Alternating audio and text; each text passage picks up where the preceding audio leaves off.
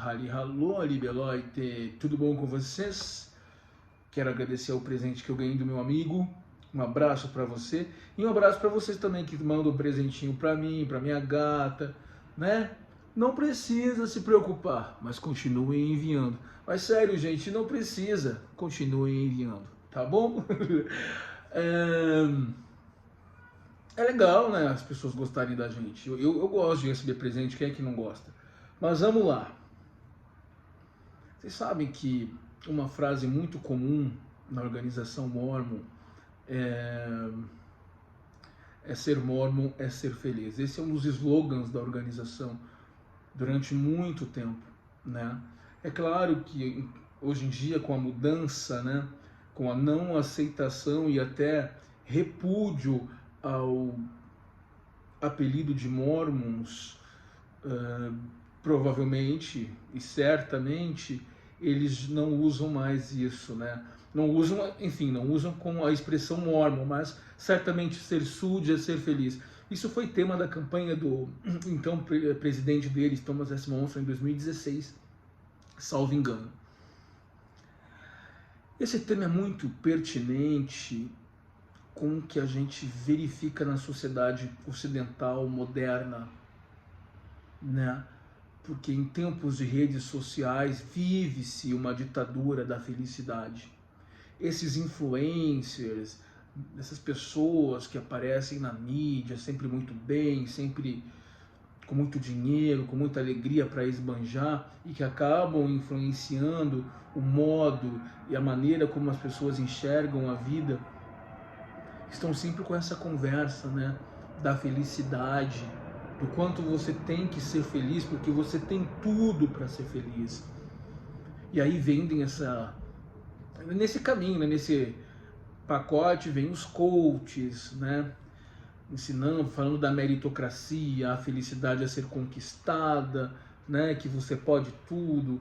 E na realidade a meritocracia é um engodo porque as pessoas não saem, não partem do mesmo ponto de saída. As pessoas não têm as mesmas oportunidades nesse jogo de sobrevivência, né? Nesse estranho sistema que o ser humano criou, cuja função é exatamente te desestabilizar, né? É fazer com que o máximo de pessoas não tenham oportunidades, não alcancem a linha de chegada. Eu, por exemplo, tenho, e peço desculpas a você, uma certa aversão àquela monja Coen. Conhece a monja Coen? A monja Coen é aquela senhorinha carequinha que pega lá um lençol, pendura no rosto e sai por aí falando. E eu tive o azar de me deparar com essa frase dela esses dias, tão logo acordei, peguei o celular, abri o Instagram, esse péssimo hábito que a gente tem de acessar redes sociais, que nos vendem uma mentira o tempo todo, né? E ela dizia que a vida é uma grande possibilidade, que a felicidade é logo ali, que a gente se limita muito, que a gente tem que se ampliar, né? É óbvio que eu não sei o que ela quer dizer com isso, de repente mas eu interpretei dessa forma, tá? Não é por aí, né? Não é por aí. Eu veja bem, a vida, enquanto substantivo, né? Substantivo, a vida, tá em algo acima de qualquer coisa, o ato de existir, né? O milagre da vida. É interessante, é bonito, o milagre da vida. Agora, viver enquanto verbo de ação, estar aqui coagindo, coexistindo, coabitando, enfrentando inúmeras batalhas e muitas vezes em desvantagem, isso muitas vezes não é legal para muita gente, né? E tudo que a gente assiste em volta da gente, né, as barbaridades, os absurdos que a gente assiste o tempo todo, né, é realmente desanimador. E, bom, eu estou me tornando já o arauto do holocausto, né, do apocalipse. Exceto que não vai descer ninguém do céu salvando os humilhados, os que choram, né, os pobres, não vai ter nada disso, né? Mas é bastante razoável esperar pela autodestruição da espécie. Isso o próprio Stephen Hawking já dizia, né? nos livros, nas obras interessantíssimas, extremamente acessíveis intelectualmente falando, né? E velho, o que vai acontecer com o ser humano mesmo? Então você está dentro da igreja Mormon e você sabe, veja bem, sabe que tem que estar feliz. Você não pode chegar numa reunião e se apresentar cabisbaixo e abatido. Vão te levar para uma conversinha, vão te dar uma injeção de ânimo, vão mandar, vão te exortar a ler mais, jejuar mais, pagar mais dízimo, colocar mais à prova, segurar mais. E é ali que está o seu erro. Porque é exatamente aquilo que está te frustrando, que está te deixando infeliz. O que está te deixando infeliz é a imposição, é a ditadura de uma felicidade que tem que ser sentida a qualquer momento, a toda hora. Afinal de contas, você já sabe para onde vai, você já tem as respostas básicas para os maiores enigmas da humanidade. Da onde viemos, para onde vamos, o que fazemos aqui. Né? Você tem as respostas elementares para tudo, está sofrendo por quê? Então você não está aplicando os princípios, os ensinamentos na sua vida. Né? Porque afinal de contas, esses ensinamentos são para todos. É impossível que não funcione. Né? Eu lembro que uma vez eu questionei isso numa aula e eu falei que não havia uma receita para essa felicidade toda e o cara que estava dando a aula... Não, é claro que existe a receita, é claro que... Então assim, você é uma grande massa, você faz parte de um grupo, a sua individualidade é deixada de lado, e o problema é teu se você não se sente bem ali dentro, enfim. Então você se esforça para se encaixar em um molde, e um molde que talvez não tenha sido feito para ti, mas por N razões você acabou ali dentro, né? Buscando se encaixar em algo que não combina com a sua pessoa. Um fato relevante aí é que o tempo vai passando nessa tua busca por se encaixar nessa moldura, o tempo passa e lá se vão anos, muitas vezes, né? Essa ditadura da felicidade extrapolou todos os limites, isso não está mais adstrito a um determinado segmento social, a organizações religiosas, mas entenda que esse é o produto que é vendido por todo mundo hoje em dia. Todo mundo quer te vender a fórmula da felicidade. Todo mundo quer que você seja feliz a um custo módico. A um custo módico. Vão te apresentar a felicidade de um jeito ou de outro. Vão dizer que as coisas só dependem de você. Vão escrever livros sobre o assunto com autoajuda, com frases de efeitos. Quando, na verdade, às vezes é importante a gente encarar o problema. O que me causa dor? Eu consigo identificar? Ocorre que essa reflexão, muitas vezes, encontra óbice na imposição de uma religião que não permite ser questionada, que não te autoriza jamais a dizer, olha, a razão da minha dor é essa doutrina, a razão do meu sofrimento são os ensinamentos que são perpetuados aqui geração a geração. São as experiências que me foram tiradas, foram os anos que me foram levados. Quantas vezes eu queria, às vezes, descansar e não pude, porque eu tinha que estar perfilado, eu tinha que estar ali na linha de combate, lutando contra um ser invisível, contra um mal, e para tentar me salvar, é realmente muito extenuante. E agora isso se amplificou, e a sociedade ocidental, de uma forma generalizada, busca a todo custo, de maneira obstinada, a fórmula da felicidade.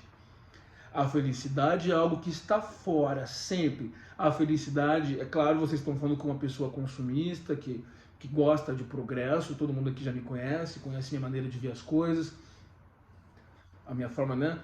Mas, e é claro que uma boa situação financeira faz parte, sim, de uma noção de felicidade, né? Mas é interessante que parece-me que é só isso. É só isso. Né? Quanto mais eu tiver, mais feliz eu sou. Eu preciso ter o melhor corpo, eu preciso ter a melhor casa, eu preciso ser melhor que qualquer outra pessoa a todo momento. e é nisso que eu vou me afundando. Isso é vendido a você. Então uma influencer aparece em rede social, como eu vou pagar o meu cartão de crédito de 377 mil reais? Gasto isso todos os meses. E ela ainda faz isso com um ar indiferente, mas elas sabem. Como uma outra, por exemplo, que saiu do Big Brother e disse: eu ganho muito dinheiro, só de supermercado eu gasto 15 mil. Ela conta as contas dela para todo mundo, quanto ela gasta em todo lugar. E é muito comum nesses influencers, tá? Gostam de ostentar e tal, porque eles sabem que isso mobiliza, isso desperta o interesse das pessoas. Já observou que muitos filmes brasileiros moderninhos, com esses humoristazinhos, é sempre assim? Um farofeiro de sorte, um pobretão que ficou rico, estou rica, aquele filme daquela guria insuportável, daquela Samantha Schmutz, que é um... Nossa, aquilo ali me irrita, aquela mulher. Já observou que é sempre com ascensão social? Até que a sorte nos separe daquele mais gordinho, né, que era engraçado. Três versões, até gosto do filme, inclusive, é engraçado, pelo menos é engraçado. Mas é sempre com essa base de ascensão social, de lugares maravilhosos, que a imensa maioria das pessoas não tem. É oferecer o que você não tem e te mostrar que ser feliz é aquilo ali. Entretanto, algumas vozes solitárias, inclusive, se erguem meio à penumbra com a tentativa de dispersar toda essa obscuridade, toda essa noção distorcida do que é a vida de hoje. E aqui é claro que o que eu estou falando serve para nós todos, aqui eu não sou porta-voz. É engraçado porque quando você está lá na organização, nessas organizações, o profeta parece que não fala para si próprio também, né? Como se ele não estivesse... A liderança, a alta liderança de modo geral, como se ele estivesse ali com a função de pregar apenas. Nada daquilo é para ele, porque ele já está numa posição em que não é afetado. É tudo hipocrisia quando eles falam: nós somos falhos, pedimos humildemente. Não, eles ocupam uma posição de doutrinar. Nós aqui não queremos isso. Para, filha. Nós não queremos pessoas doutrinadas jamais. Nós queremos pessoas livres na medida do possível, na medida do saudável. E nós temos que gravar um filme, um vídeo, que eu estou exausto, estou muito cansado. Estou muito cansado. Um vídeo sobre a liberdade. Você vê que essa é uma noção que assume contornos muito mais interessantes e amplos do que a gente imagina em vários campos, né? Na realidade, eu vou falar com você sobre a obra Positividade Tóxica, como resistir à sociedade do otimismo compulsivo. Olha que o cara é um psicólogo dinamarquês cujo nome chama-se Sven Brinkmann, dinamarquês ele. É um psicólogo que está identificando nessa sociedade líquida, como já dizia Bauman, onde nada é retido, tudo vai indo, a emoção de hoje já não é a emoção de amanhã, e uma sociedade que se transforma muito rápido, isso também já colabora para esse desajuste, onde tudo vai mudando, é dinâmico demais, é dialético demais, é novidade demais, é informação demais. É claro que isso vai frustrando as pessoas que sentem que não estão acompanhando os ritmos, esse ritmo quase que frenético de mudanças, inteligência artificial, né? Como já previam, na verdade, grandes escritores, né? E nós estamos chegando nessa sociedade, isso é muito interessante, como são visionários, né? Lembra-se de Admirável Mundo Novo, por exemplo? Como é que ele conseguiu, né, prever aquilo? E isso me parece cada vez mais clara, essa possibilidade, né, essa questão, né? Isaac Asimov também, enfim, tantos outros, né? Como resistir à sociedade do otimismo compulsivo? A obra pretende oferecer alívio a quem se sinta pressionado a exibir um sorriso no rosto a todo custo. Lembram-se que eu gravei um vídeo há muito tempo sobre a depressão sorridente? Lembra-se disso? Se não assistiu, dá uma olhadinha lá. que ela é classificada como uma depressão mais perigosa, porque a pessoa não procura ajuda e ela está sempre com um sorriso no rosto, como que carregasse o slogan mormon, que é ser feliz, é ser mormon, é ser feliz, ou estou feliz sempre, estou bem sempre, nada pode me atingir, eu sou forte sempre, eu sou inabalável, eu não tenho momentos de fragilidade. Aquele vídeo que eu gravei lá no terraço do prédio, há um mês atrás, onde eu explico a minha ausência, que eu me demonstrei extremamente fragilizado, eu fiz questão de no dia seguinte gravar novamente, vocês devem ter reparado, com uma outra postura. Mas ali eu me abri, né? Soltei um pouco as coisas que estavam me afetando, porque a gente tem essas alterações de humor, sim, a gente passa por esses momentos, sim. Não gosto muito das coisas que eu falei, das coisas que eu abri, mas soltei. Acho que até me fez bem. O que eu não posso é deixar essas coisas dentro de mim e simular uma realidade que eu não vivo para mim mesmo. Você sabe que o tempo vai passando, a gente vai entendendo tanta coisa. Ainda sou jovem, né? Não tenho nem cabelo branco ainda. Mas a gente começa a se respeitar um pouco mais. Eu acho que é isso, a se encarar um pouco mais, a fugir menos, a encarar mais, a se considerar merecedor de coisas das coisas que você quer para você. Eu acho que o tempo tem esse poder, né? Claro, quando a gente procura, né? Por isso que eu falei de viver, eu fiz essa distinção entre a vida e o viver, né? Viver é um verbo de ação. Envolve né, essa nossa participação dentro do contexto da existência, né? Inerte eu não posso ficar, porque as coisas não vão acontecer magicamente, né? Mas agora, se eu tiver que experimentar uma felicidade, eu quero que ela seja simples. Simples. Algo simples para mim, dentro de mim, dentro do meu caos, que haja paz dentro de mim. Você sabe que eu ainda tenho pesadelos, né? E às vezes esses pesadelos, até porque eu como à noite, quando comendo muito, preciso ver uma nutricionista e tal, ficando numa ansiedade tremenda. Ah, mas tá tão bom comer. Ai, que delícia comer.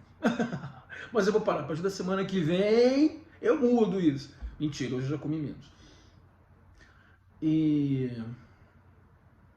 é louco, porque eu tenho sonhos com os traumas, com os momentos difíceis. Aí quando eu acordo, eu falo, ufa, não é verdade. Passou. Interessante, né? Eu acho que a abordagem da hipnose seria muito interessante para mim. Eu acho que seria interessante. Mas vamos lá, vamos falar sobre o otimismo compulsivo, né? Ele coloca inicialmente assim: nos tornamos estúpidos quando não nos permitimos falar sobre coisas que dão errado. Tudo dá certo. Eu vou citar um exemplo aqui.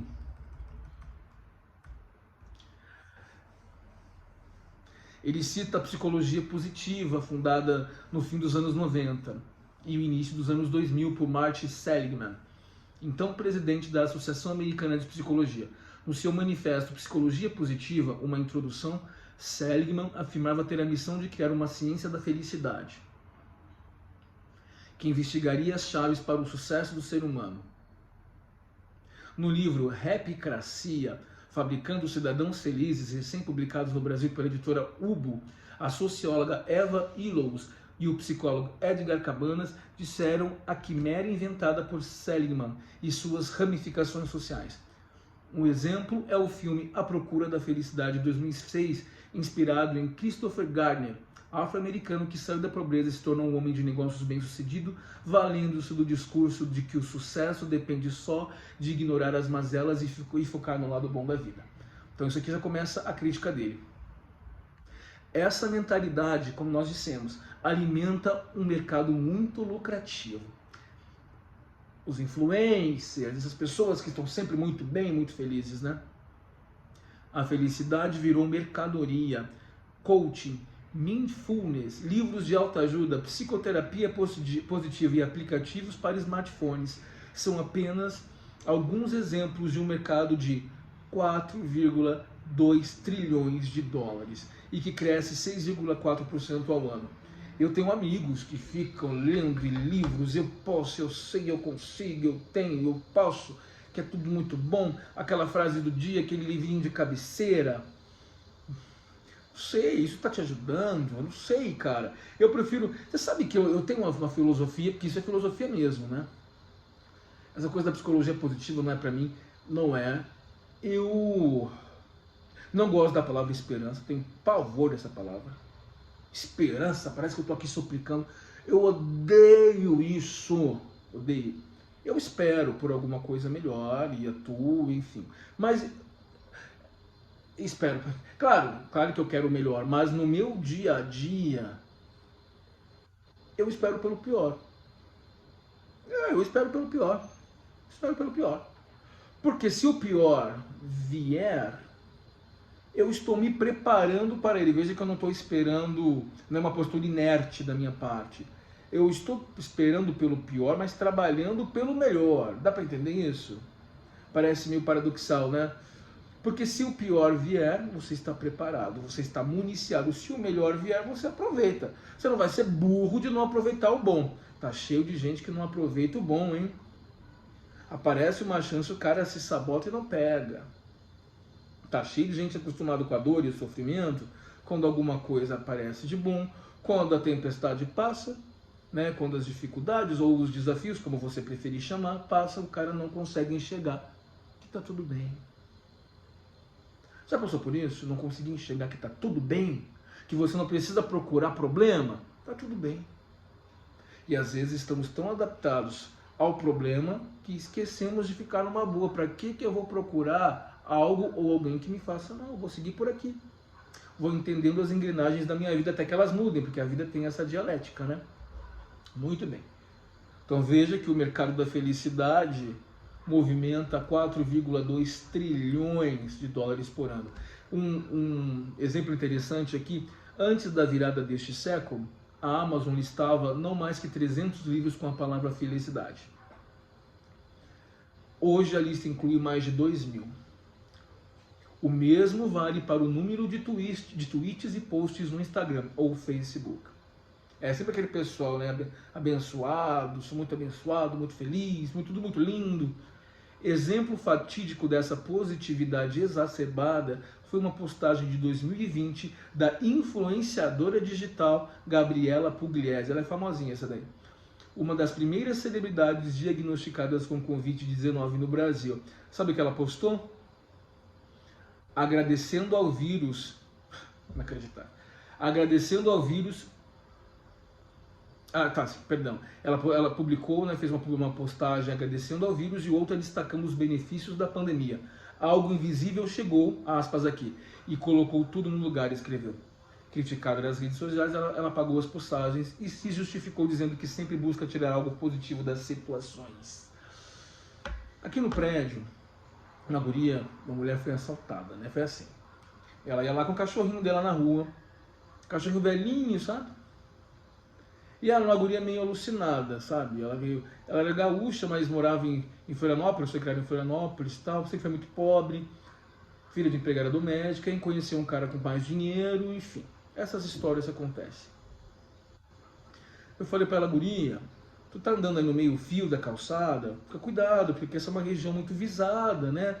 Tá num bairro que acontece de tudo, né? Ela falou, não precisa, tá tudo certo. E ela com fome, eu que sou homem, tenho 1,85 de altura.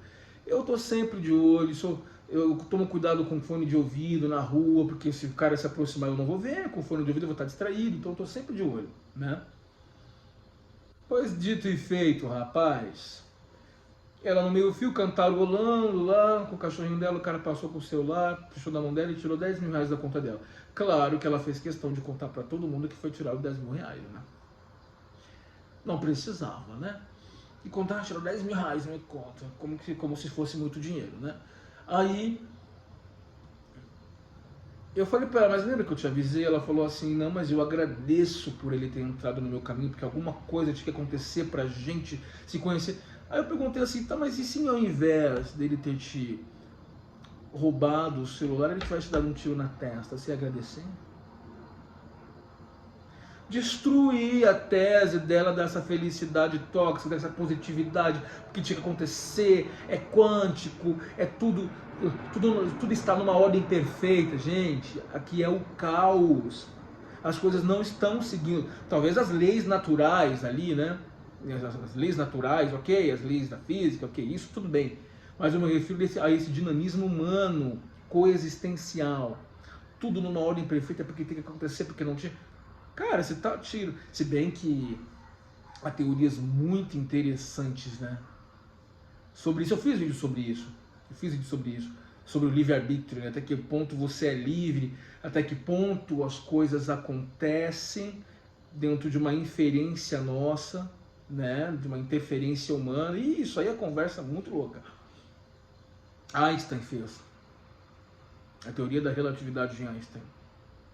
Eu fiz um vídeo sobre isso, é fantástico. Matematicamente ele provou que o livre-arbítrio não existe. Ai, como é que pode? Por que eu não sou inteligente assim, né? Matematicamente, porque ele era genial com os números, né? Ele era autista, tinha várias dificuldades, então, mas era muito bom nisso. Mas enfim, né? Mas de qualquer maneira, mantendo aqui a nossa... Não por isso a gente não vai discutir o aspecto social, né? Essa questão da sociologia mesmo, essa interação entre os seres humanos e o que as desigualdades vão gerando, né? Pois é, e ela disse que ela ficou meio calada, mas meu marido é lutador. Eu falei assim, seu marido é lutador, mas não é o super-homem não, guria, acorda. O problema do ponto de vista social é que a positividade exagerada pode jogar para escanteio a empatia e a noção de realidade. Em 2020, o Brasil registrou o menor índice de felicidade em 15 anos na pesquisa Bem-Estar Trabalhista, Felicidade e Pandemia, realizada pela FGV Social. A queda foi de 0,8% entre os 40% mais pobres, enquanto houve aumento nos 20% mais ricos, mas de apenas 0,1%, ou seja, ficou estável. A indústria da felicidade não consegue nos vender uma mudança social, mas pode vender dicas, orientações e receitas para realizarmos uma mudança pessoal. Olha aqui, isso aqui é bem interessante para o nosso propósito aqui, né?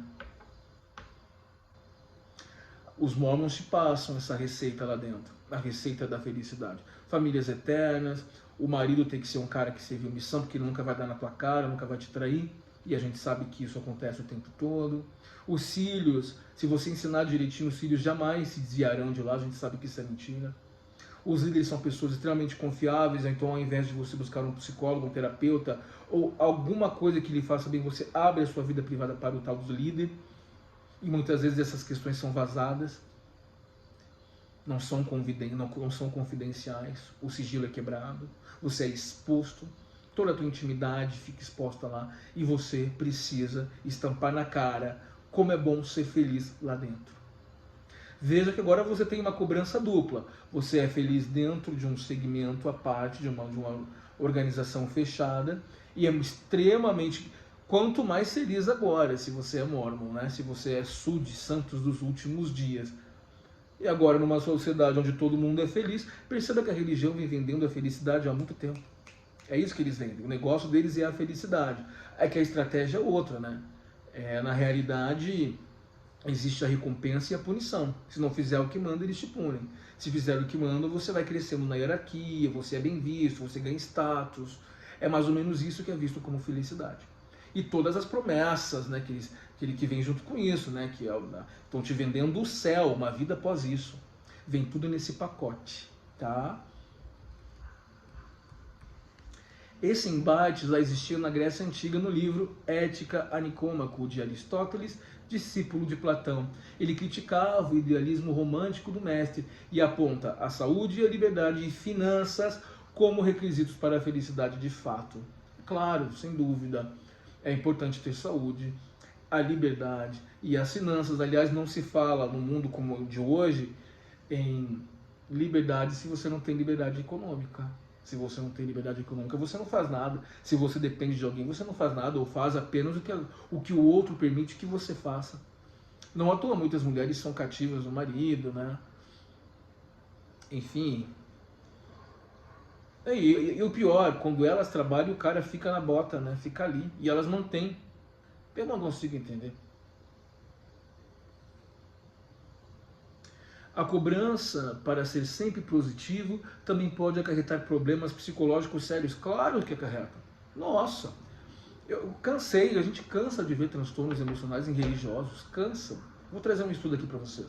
Cansa. Me vi de minha mãe estava cheia de problemas de cabeça. Mas ela não, o problema maior era esse, ela não conseguia correlacionar. Ela não conseguia ver a questão, a causa e efeito, a relação de causa e efeito. Poderia ser qualquer outra coisa, menos a religião. Por isso que é difícil. Você percebe quanto é mais difícil ainda para essas pessoas identificar o que faz mal, por que ela não está conseguindo corresponder às expectativas do grupo, por que ela se sente frustrada e triste, que é até normal, né? Pode causar ansiedade, depressão e outros transtornos. E aí a pergunta, existe um caminho menos enganoso para o ser humano encarar a existência? Para o psicólogo, a resposta está na visão pragmática da vida, propalada pela escola filosófica grega do estoicismo. Ter serenidade, se ater à razão e aquilo que é controlável, não fugindo aos problemas. Aí ele fala assim, demita seu coach, viver cada sentimento a seu tempo é, no fim das contas, o melhor antídoto contra a positividade tóxica. É o famoso um dia após o outro, são muitas nuances, são muitas circunstâncias, o momento de cada um, a circunstância de cada um, né?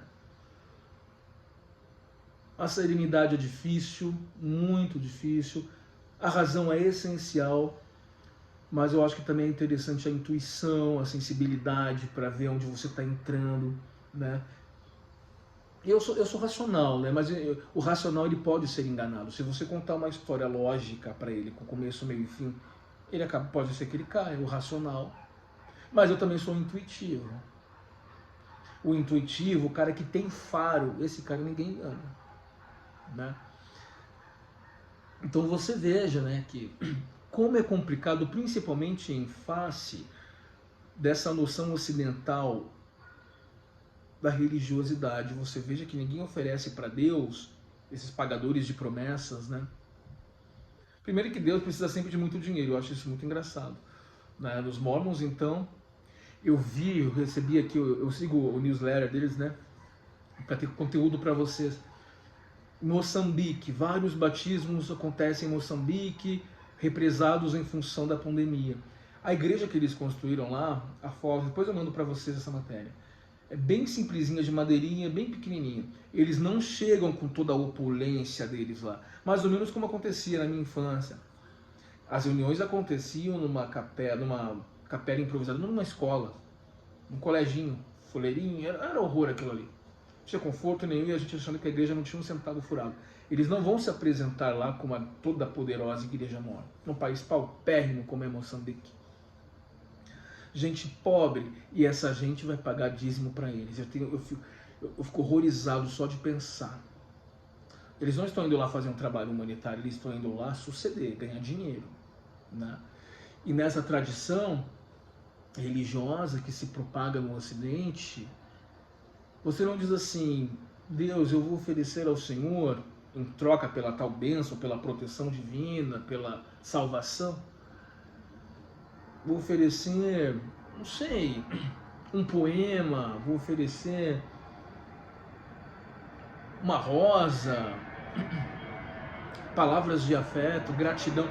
Não, você diz, eu vou andar 400 degraus de joelhos, eu vou doar as minhas roupas para uma instituição de caridade, eu vou pagar dízimos, ofertas, jejuns, eu vou trabalhar em todos os cargos possíveis dentro da organização. Os meus filhos, eu prometo que eu vou forçar os meus filhos a servir em missão de tempo integral. É sempre nessa esfera da autoproibição, da autoprivação. É sempre uma coisa cruel, porque você teme a ira de Deus. A gente aprende isso dia após dia lá dentro. Não queira experimentar a ira de Deus, porque se você não aprende por bem, você vai aprender por mal. O homem é tão orgulhoso que ele fez Deus à sua imagem e semelhança. Seja bem-vindo à grande farsa da religião, que nada mais é, eu, claro, sou um crítico notório da religião, nada mais é do que uma invenção humana para ganhar dinheiro, ludibriar e enganar. Primeiro, eles começam controlando o que você pensa, lavagem cerebral pura. Depois controlam o que você fala, o que você veste, o que você come e com quem você anda. A partir daí, eles fazem com você o que bem desejarem. E é uma pena que Deus seja esse ser tão vaidoso, tão vingativo, que eles chamam de justo, que te atira nesse mundo desmemoriado e no meio da estrada você tem que escolher entre inúmeras denominações, aí varia de cultura para cultura, ocidente, oriente, história, escolher aquela que é a única igreja no meio de tantas outras que é a verdadeira, que é a Mormon. Se você escolher, você já está garantindo um lugarzinho no céu, lá embaixo, na escala da evolução.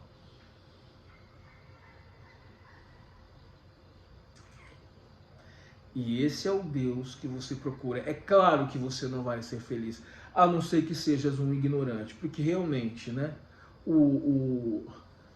quem acordou, quem despertou, esse questiona, esse perdeu a paz, esse vai lidar com tudo que a gente lida no dia a dia mesmo, com as dúvidas existenciais, com as angústias, com as aflições, né, da melhor maneira possível, sem, entretanto, se deixar seduzir por esses falsos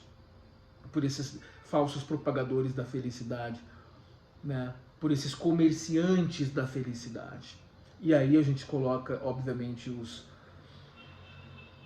homens da fé. Toma cuidado, a felicidade é algo que a gente vai aprendendo aos poucos e talvez, aqui não vos fala uma pessoa extremamente feliz, apenas um pouco mais feliz do que fui no passado, isso sem dúvida, isso posso afirmar, mas ainda não plenamente, ainda em construção, né?